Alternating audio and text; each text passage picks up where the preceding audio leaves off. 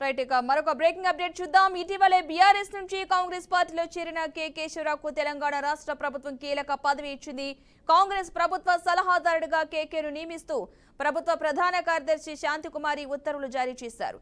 Public affairs సలహాదారుడిగా కూడా కేకే కొనసాగనున్నారు. అటు కేశవరావుకు cabinet హోదా కల్పిస్తున్నట్లు ఉత్తర్వుల్లో పేర్కొన్నారు.